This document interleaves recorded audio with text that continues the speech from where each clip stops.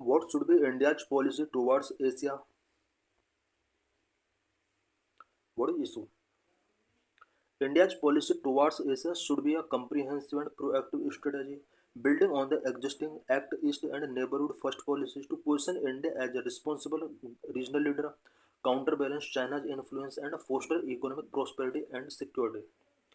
India को Asia में एक रिस्पॉन्सिबल रीजनल लीडर बनाने के लिए, चाइना के इन्फ्लुएंस को काउंटर बैलेंस करने के लिए, इकोनॉमिक प्रॉस्पेरिटी एंड सिक्योरिटी को फोस्टर करने के लिए एक comprehensive and proactive strategy follow करनी होगी, जो कि act east and neighbourhood first policy के बेस पर होनी चाहिए. This approach should be build on the pillars of enhanced connectivity, economic integration, robust security cooperation and extensive soft power diplomacy. India का Asia को लेकर जो अप्रोच होना चाहिए वो कुछ पिलर्स पर बिल्ड होना चाहिए, स्पेशली 4 पिलर्स पर ये बिल्ड होना चाहिए.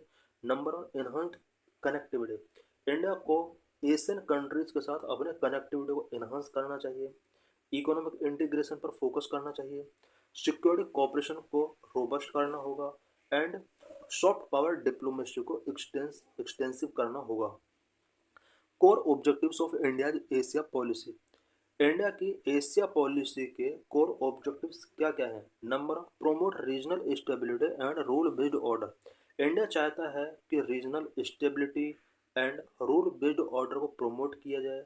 Number 2, secure economic interest. India अपने इकोनॉमिक इंटरेस्ट को भी सिक्योर करना चाहता है. Number 3, enhance connectivity. इंडिया अपने कनेक्टिविटी को एशिया में एनहांस करना चाहता है. नंबर 4, काउंटर बैलेंस जियो पॉलिटिकल शिफ्ट. जो जियो पॉलिटिकल शिफ्ट हो रहे हैं उसको भी काउंटर बैलेंस करना चाहता है India. Number 5, ensure energy security. India अपने एनर्जी सिक्योरिटी को इंश्योर करना चाहता है. Number 6, strengthen strategic autonomy. Strategic autonomy India की जो है उसको स्ट्रेंथन करना चाहता है एशिया में. Number 1, promote regional stability and rule based order. India advocate for a free, open, inclusive and rule based Indo Pacific. India चाहता है कि इंडो पैसिफिक रीजन जो है वो open, inclusive and rule based होना चाहिए. emphasizing adherence to international law like the UN Convention on Law of the Sea and peaceful dispute resolution. Number 2, secure economic interest. India leverages Asia's fast-growing economies for trade, investment, and supply chain integration, working to reduce trade deficit with regional partners. Number 3, enhance connectivity. Transform India's northeastern state into gateways to Southeast Asia through enhanced physical and digital infrastructure. Connectivity को enhance करने के लिए India north east state के अंदर कुछ transform कर रहा है सो दैट ये स्टेट साउथ ईस्ट एशिया के लिए गेटवे बन सके, फिजिकल एंड डिजिटल इंफ्रास्ट्रक्चर को एनहांस किया जा सके. Number 4, counter balance Jio political shift. Provide a democratic and reliable alternative to China's growing assertiveness and influence, that is Belt and Road Initiative, particularly in the Indian Ocean region and South China Sea. Indian Ocean region and South China Sea region में China का influence grow हो रहा है. India China के एक reliable alternative के तौर पर वर्क कर रहा है बिकॉज इंडिया के अंदर डेमोक्रेटिक सिस्टम है. Number 5, ensure energy security. India want to diversify energy sources and secure long-term agreement with energy-rich Central and Western Asian nations. India चाहता है कि एनर्जी सोर्सेस को डाइवर्सिफाई किया जाए एंड लॉन्ग टर्म एग्रीमेंट को secure किया जाए. Number 6, strengthen strategic autonomy.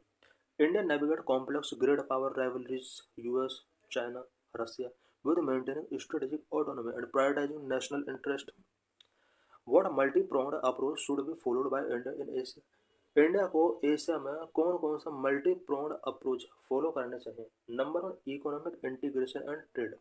India को एशिया में इकोनॉमिक इंटीग्रेशन एंड ट्रेड पर फोकस करना चाहिए. Review and liberalise trade agreement. India को ट्रेड एग्रीमेंट जितने भी एशियन कंट्रीज के साथ किए गए हैं उन्हें रिव्यू करना होगा और लिबरलाइज करना होगा. India should review the ASEAN-India Trade in Goods Agreement to ensure a balanced and equitable trade relations. India को ASEAN India trade in goods and agreement को रिव्यू करना चाहिए so that equitable trade relations को balance किया जा सके. Diversify supply chain. India को supply chain को डाइवर्सिफाई करना होगा एशिया रीजन में. India should encourage integration into regional value chain in sectors like semiconductors, pharmaceuticals, and green technologies, positioning India as a reliable manufacturing hub. Boost investment. India should focus on the attract investment from East Asian powerhouse like Japan and South Korea, particularly for infrastructure development in India's northeast and neighboring countries like Bangladesh and Myanmar. India को East Asian countries such as Japan and South Korea के investment को attract करना चाहिए, specially India के North East region में and neighbouring countries such as Bangladesh and Myanmar में investment East Asian countries से बढ़ना चाहिए। Number 2, connectivity and infrastructure. India को एशिया रीजन में कनेक्टिविटी एंड इंफ्रास्ट्रक्चर पर भी फोकस करना होगा। Excellent flagship project. India should focus on a completion and operationalization of key projects such as India Myanmar Thailand Trilateral Highway and the Kaladan Multimodal Transit Transport Project. Operationalize strategic port को operationalize करना होगा। India should ensure the full operationalization of Chabahar port in Iran and foster regional connectivity via the international north-south transport corridor to access Central Asia and Europe.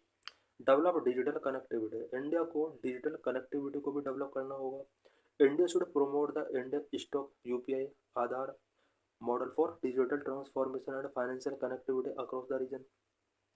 Number 3, security and defence cooperation. India को Asia region में security and defence cooperation को भी boost करना होगा। Enhance maritime security. India should expand a joint naval exercise, for example, Malabar, and intelligence sharing with partners like the Quad nations and ASEAN members to ensure freedom of navigation and address non-traditional threats like piracy. Strengthen defense partnership. Defense partnership को strengthen करना होगा। India should deepen defense cooperation and facilitate defense export, for example, BrahMos missile to the Philippines, to regional partners to build their capacity and ensure regional deterrence. India को defence cooperation को Asia के various countries के साथ deepen करना होगा। साथ ही defence export को भी फैसिलिटेट करना होगा। फॉर एग्जांपल के लिए इंडिया जिस तरह से फिलीपींस के लिए ब्रह्मोस मिसाइल एक्सपोर्ट कर रहा है, उसी तरह से अदर कंट्रीज के लिए भी डिफेंस एक्सपोर्ट को बूस्ट करना होगा। Intensify counter terrorism effort. Counter terrorism effort को इंटेंसिफाई करना होगा। India should collaborate on intelligence sharing and joint training with Central and West Asian countries to combat regional terrorism and radicalization threat. Number 4, soft power and people to people tie. India को Asia region में soft power का use करना होगा, साथ ही people to people ties पर भी focus करना होगा। Leverage cultural heritage. India should utilise shared historical cultural and religious ties to build deeper trust and people to people connections. India को अपने ट्रस्ट को डीपर करने के लिए, पीपल टू पीपल कनेक्शंस को बूस्ट करने के लिए shared historical cultural and religious ties को यहाँ पर यूटिलाइज करना होगा। Expand educational and cultural exchanges. Educational and cultural exchanges को एक्सपेंड करना होगा। India should encourage scholarship, youth summits, and cultural festivals, and promote the development of institutions like Nalanda University to foster academic and research collaboration. Mobilize the diaspora. India should engage the large Indian diaspora in the West and Southeast Asia as strategic assets to strengthen bilateral ties and economic cooperation. Conclusion. By implementing these measures, India can effectively pursue its strategic and economic interest in Asia, fostering a stable, prosperous, and connected region with asserting its role as a leading global power. इन सभी measures को implement करके India अपने strategic and economic interest को Asia में pursue कर सकता है effectively तरीके से। So thanks for watching.